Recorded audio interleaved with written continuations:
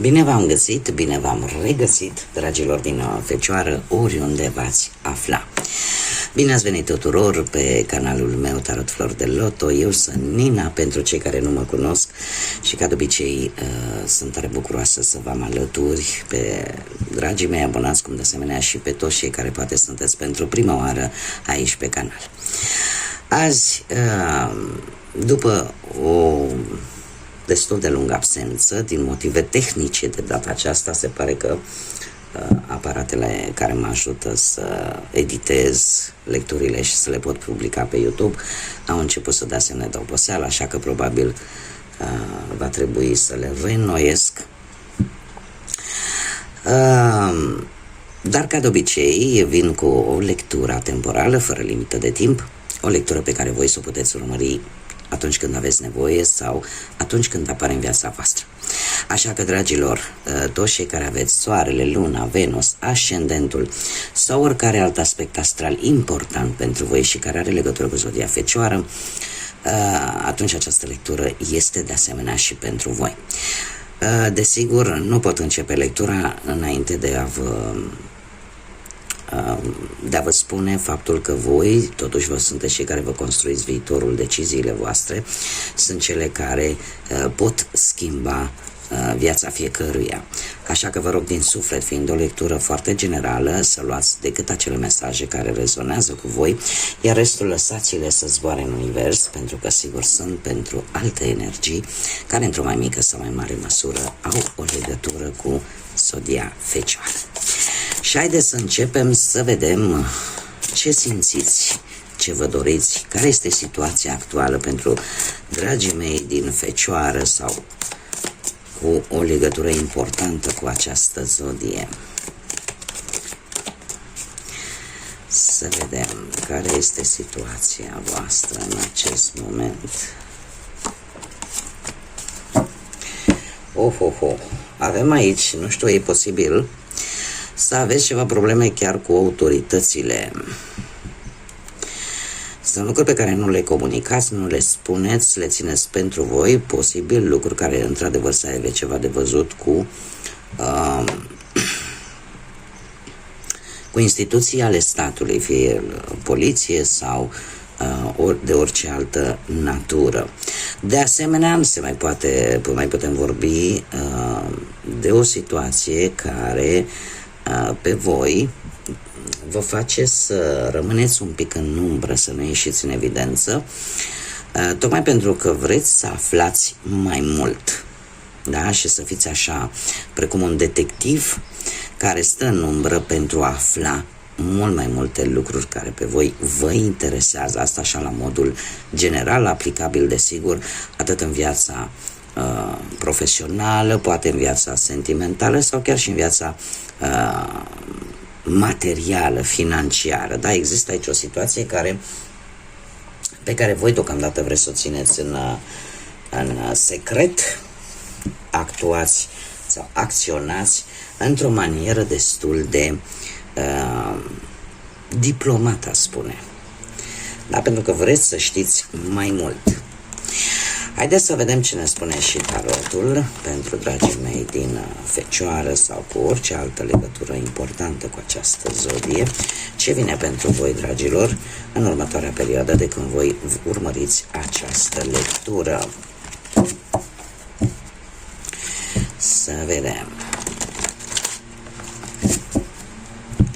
Și începem, desigur, cu viața profesională.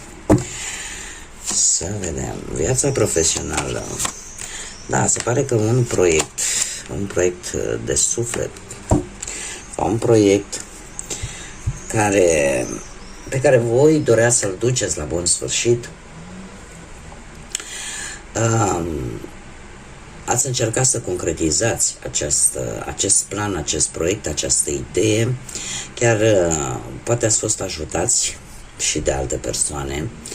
A fost așa o muncă în echipă sau poate pur și simplu ați obținut ceva la nivel profesional cu ajutorul altor persoane. În prezent avem justiția, zodia Balanță, poate să vă spună sau nu ceva, care de asemenea implică și anumite documente, implică anumite decizii oficiale, poate chiar anumite contracte, anumite, în general, lucruri legate de lege. Lucrul ăsta l-am văzut chiar din primele cărți. Acest arcan major, de asemenea, ne poate vorbi și de un echilibru, de găsirea unui echilibru. Pe partea asta profesională se pare că în acest moment aveți anumite colaborări, anumite asocieri care să vă echilibreze cumva viața asta profesională. Pe partea asta muncii există, e adevărat, o lipsă de rapiditate în rezolvarea unor anumite probleme, unor anumite situații, dar toate aceste proceduri, posibil legale, aceste semnături, poate de contract, da? Sau de alte documente, se vor mișca un pic mai greu. Este arcanul major care ne vorbește foarte mult de cauză și efect. Da? Deci, cumva, sunteți în ipostaza în care vedeți efectele unor anumite acțiuni posibil ale voastre pe partea asta a muncii. Perioada imediat următoare pentru voi, dragilor, vine cu acest paș de monede, care îmi vorbește foarte mult de acțiune. Se pare că în următoarea perioadă va fi momentul tare bun să acționați. Veți obține, și e chiar necesar să obțineți anumite informații foarte importante pentru voi pe planul ăsta al muncii. Unii poate vor trebui să-și caute anumite studii de care o să aveți nevoie, anumite documente cu studiile pe care le aveți, dar totuși voi veți avea certitudinea că la final vei reuși ceea ce voi v-ați propus. Se pare că vă veți da seama că sunteți pe drumul cel bun. E posibil să aveți parte de un nou început profesional. De asemenea, poate vorbi și de alte zodii de pământ, la fel ca și voi, Taur, Fecioară, Capricorn, care să aibă cumva ceva de văzut cu acest aspect, cu acest nou început. Cum de asemenea, e posibil chiar unii dintre voi să vi se ceară mai mult, să faceți mai mult la locul de muncă, dar se pare că vă veți face un plan foarte bine pus la punct și în felul ăsta cumva lucrurile vor ieși așa cum voi v-ați dori. Mergem mai departe, pe partea finanțelor. Pe partea finanțelor, dragii mei, mare atenție pe partea banilor.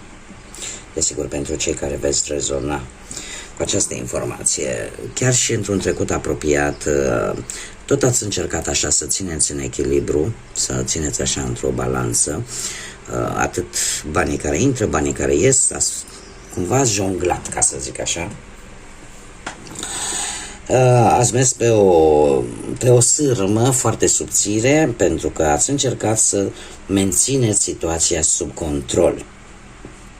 În prezent, e posibil să vă fie apărut o propunere foarte, foarte strălucitoare, glamuroasă, tentantă de a face bani. Doar că trebuie să vă spun că nu tot ceea ce strălucește este și benefic pentru voi. Și am mai extras o carte pentru că vreau să văd care este situația și, într-adevăr, plecând de la această propunere pe care voi ați primit-o și care are legătură cu banii, partea finanțelor, este o propunere în care voi va trebui să luați o hotărâre tare importantă, în care voi va trebui să alegeți. Iar alegerea pe care voi o veți face va duce la închiderea unui capitol financiar din viața voastră. Lumea ne vorbește de anumite dificultăți care încet, încet încep să dispară și vine o anumită stabilitate. Cred că este posibil să fie vorba de o vânzare, cumpărare, să fie o legătură poate cu străinătatea această propunere și care vouă să vă aducă o stabilitate. Este adevărat că veți fi un pic sceptici și nu este rău deloc, pentru că ambele cărți ne vorbesc totuși de cum să spun eu, de acea euforie atunci când avem parte de lucruri care ne tentante, da? Avem diavolul, da? Și șaptele de cupe care practic despre asta, cam despre același lucru ne vorbesc și mai ales pe partea asta banilor, dar în cazul vostru se pare că veți ști să faceți alegerea corectă, pentru că odată cu această alegere, cu această hotărâre, cu decizia pe care voi o veți lua, se încheie un capitol pe planul ăsta financiar, care, cum am mai spus, poate să aibă legătură cu străinătatea, cu vreo călătorie lungă, cu cineva din exterior sau cu vânzarea, cumpărarea unei proprietăți, a unui teren, a unui poate unui obiect de foarte mare valoare. Haideți să vedem mai departe. Pe plan sentimental, cei care sunteți angrenați deja într-o relație,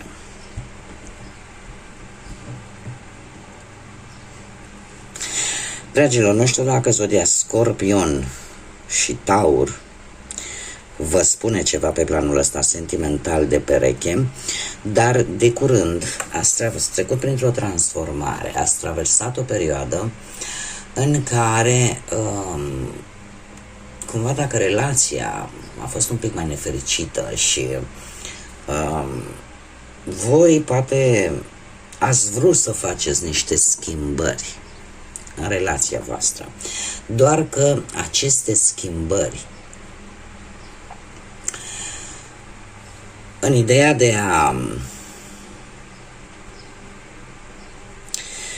în ideea de a îmbunătăți relația, pentru că împărăteasa de fapt despre asta ne vorbește, despre stabilitate, despre iubire, despre dorința de a avea o familie, despre dorința de a-i ține pe cei dragi alături.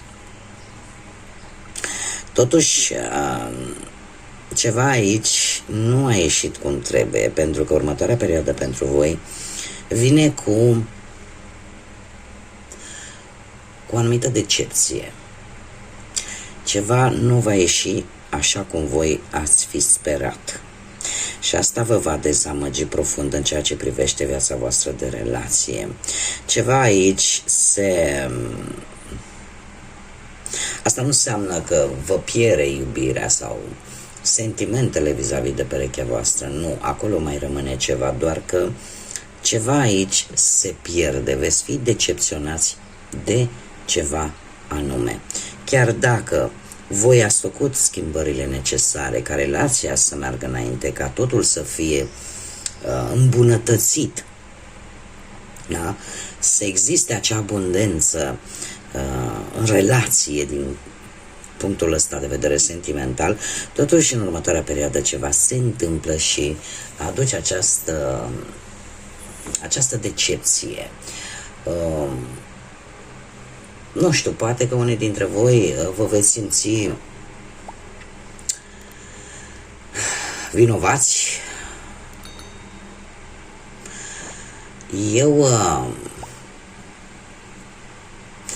Haideți să mai punem o carte.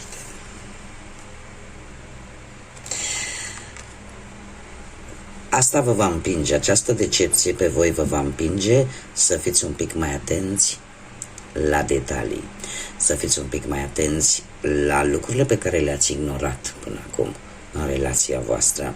Cu acest 7, șapte de monede, trebuie să vă spun că lucrurile vor merge în direcția care trebuie, rezultatele pe care voi le așteptați din punctul ăsta de vedere sentimental în relația voastră vor veni, doar că nu vor veni imediat. Va trebui să aveți răbdare. Vor veni rezolvări după posibile probleme în relație, doar că rezultatele nu se vor vedea imediat. Va trebui să aveți destul de multă răbdare. Dar dacă asta este ceea ce voi vă doriți cu adevărat, cărțile îmi spun că se va rezolva. Doar că e nevoie de timp. Lucrurile nu se vor mișca atât de repede pe cât v-ați dori voi. Pentru cei singuri, viața sentimentală pentru cei singuri, cei care poate sunteți, din păcate, văduvi sau divorțați sau separați sau pur și simplu nu ați reușit să găsiți pe cineva până acum. Foarte interesant că mi-a tot căzut pentru cei singuri în această perioadă, la mai multe zori, acest 4 de spade. Un 4 de spade care se pare că nu ați fost voi chiar într-un bun moment, așa, nu ați fost voi în cele mai bune condiții de a vă interesa, ca să zic așa, de viața voastră sentimentală. Poate unii dintre voi ați avut ceva probleme medicale, poate alții ați simțit nevoia de odihnă, de a sta un pic mai mult singure, așa, nu prea v-ați ocupat de acest aspect al vieții.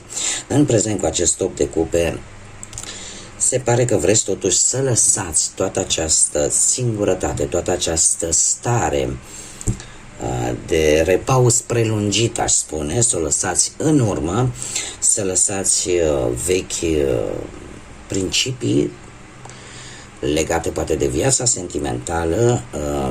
Poate că ați așteptat, ați suferit foarte mult după cineva și în sfârșit în acest moment v-ați dat seama că ce a fost, trecutul oricum nu se poate schimba, el nu are nimic nou de spus și se pare că veți face o alegere tare bună de a lăsa trecutul acolo în urmă, de a lăsa ceea ce pe voi va bloca pentru o bună perioadă de timp, pentru că mie în următoarea perioadă cărțile mi-arată că veți ieși victorioși și într-o manieră, aș spune, în care veți găsi iubirea.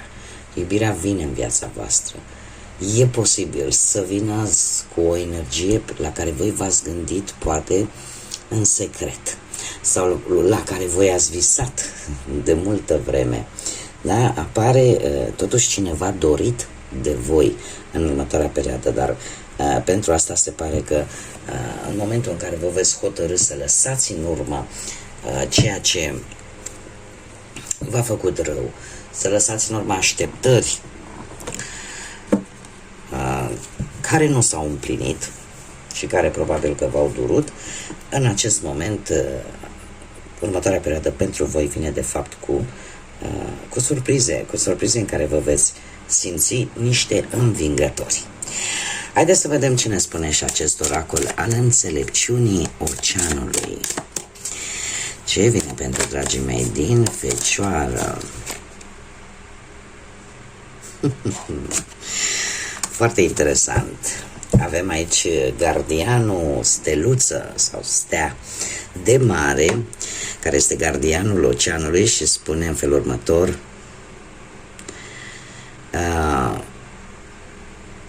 este de fapt un îndemn mai mult, pentru că această stea de mare aduce protecție, aduce forță și te face să te simți în siguranță și îți aduce acea stare de liniște. Este foarte interesant. Poate că unora dintre voi